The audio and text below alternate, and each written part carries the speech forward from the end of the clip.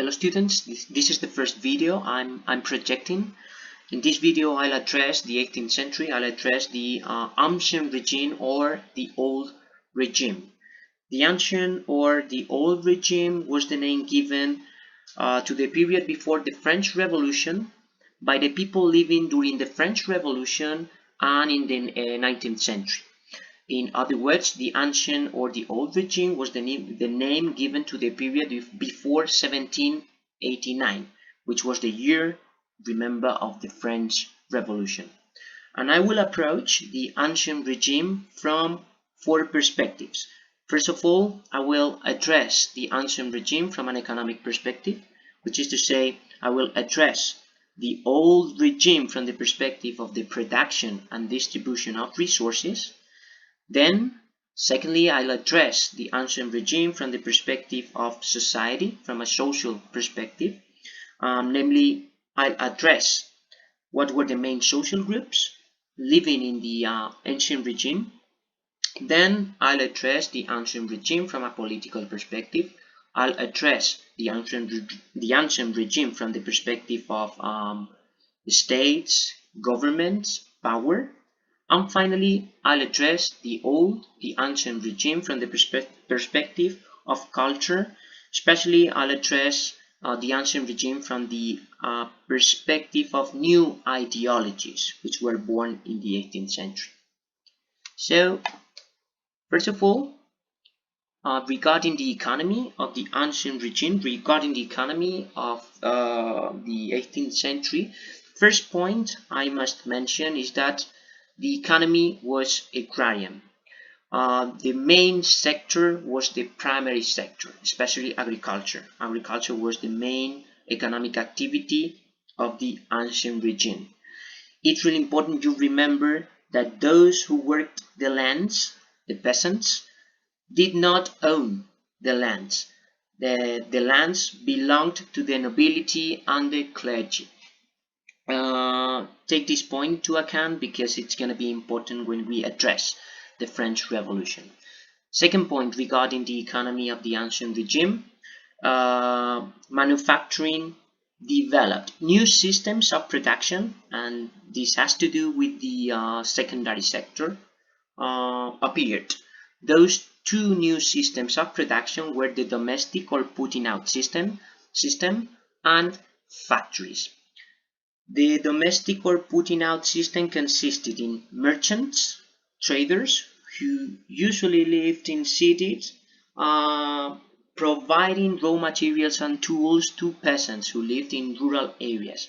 Those peasants made products, made goods, who were sold back to those merchants who had provided the tools and raw materials. That's the first new system of production of the 18th century. And then factories.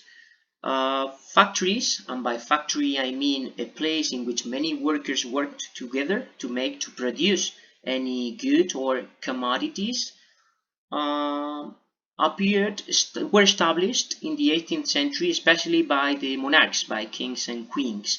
Usually, these new factories produced luxury products, such luxury products as silk or porcelain, for instance. It's also important regarding the economy of the 18th century to stress the very idea that trade, international trade, grew in importance. Triangular trade between Europe, Africa, and America became especially important. In this context of triangular trade between Europe, Africa, and America, Africa provided slaves who were transferred to America. In America, workers, including African slaves, worked in such areas as the Caribbean Sea to produce such commodities as sugar, coffee, and tobacco, which were transferred to Europe. In Europe, Europeans consumed those American products, those American commodities. Europeans also produced some goods, some luxuries, which were transferred to America and consumed and used by Americans. It's really important you remember that this system, this triangular trade between Europe, America, and Africa, was under the control of Europeans, was under the control of the bourgeoisie, the European bourgeoisie. And by bourgeoisie, I mean merchants and traders. From a social perspective, there were three main estates or social groups in the ancient regime. The nobility and the clergy were the privileged groups, and remember they were privileged because they didn't have to pay taxes. And then the third estate was the third social group. Within the third estate there were different social groups like peasants, artisans, and the bourgeoisie, merchants. This point is really important because you see merchants or some merchants who grew wealthier and wealthier during the 18th century belonged to the third estate, which is to say they didn't have the same political rights as the clergy and the nobility. The bourgeoisie, although they were very rich in some cases, didn't have the same privileges as the nobility and the clergy. Here in this image you can see a peasant sustaining the clergy, a nun, and the nobility, a lady. From a social perspective, it's also important I emphasize the very idea that during the 18th century, population grew in Europe. Population growth was especially important in such countries as Russia, Italy, and England. It's also important to remember the idea that the bourgeoisie rose, that the bourgeoisie merchants grew wealthier and wealthier during the 18th century. Then, from the political perspective, there were two main political systems, two systems of government in the 18th century. The first one was absolute monarchies. In absolute monarchies, the monarch concentrated all powers of the kingdom. The best example was France, but there were other political systems in the 18th century. Apart from absolute monarchies, there were parliamentary monarchies.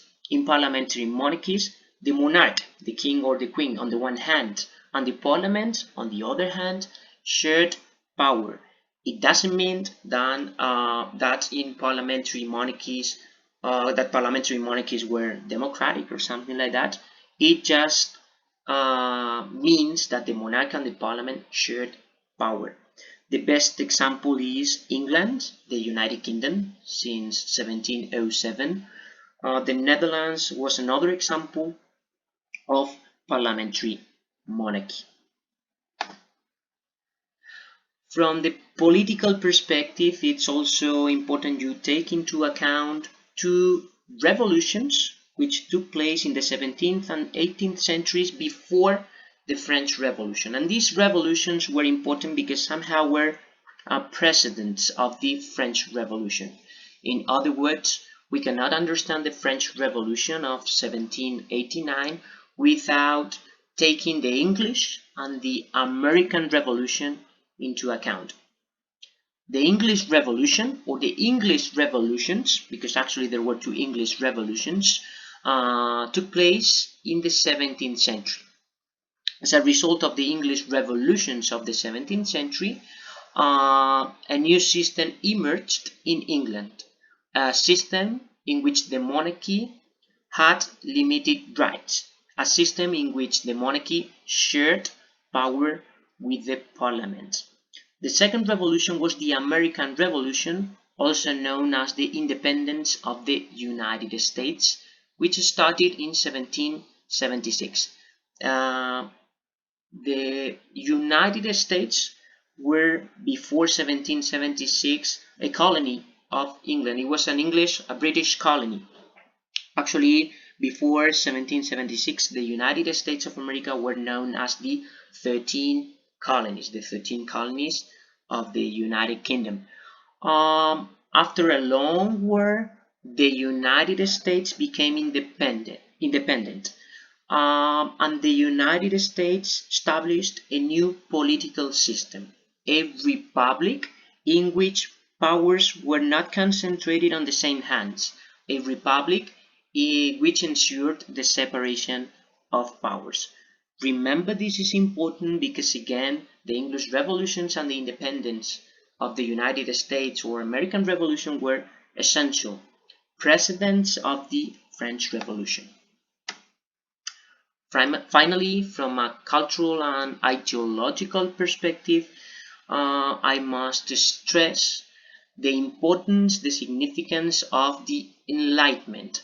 The Enlightenment, y en castellano Enlightenment lo traducimos como la Ilustración, the Enlightenment was an ideological movement based on reason, on logical thought, on empiricism as the only way to understand the world.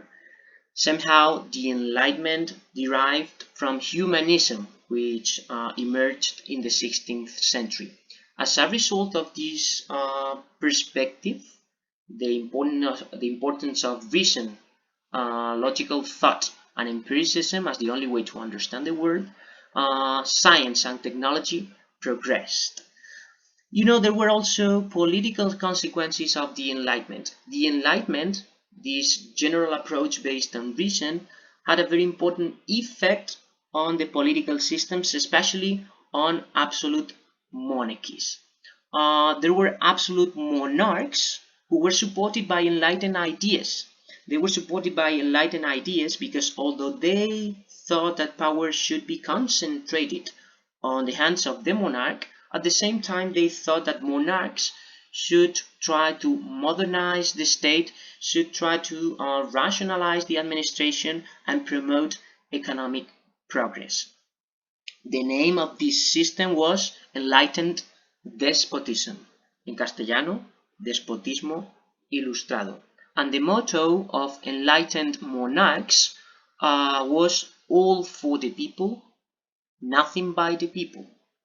El lema, lo digo en castellano, el lema de los monarcas absolutos ilustrados era todo para el pueblo, pero sin el pueblo. Now, there were some important political proposals by enlightened thinkers and philosophers. The most important were Montesquieu, Rousseau, and Voltaire. I will stress the very political ideas of Montesquieu because Montesquieu proposed that power should not be concentrated on the hands of a single person, of the monarch. He thought that power should be divided among different institutions. He thought that the executive power should be under the control of monarchs. He thought that legislative power should be in the hands of parliaments, and he thought that the judicial power should be in the hands of judges of courts. This idea of separation of powers in contrast to concentration of power is very important for you to understand the French Revolution. I will end here and we will continue in class.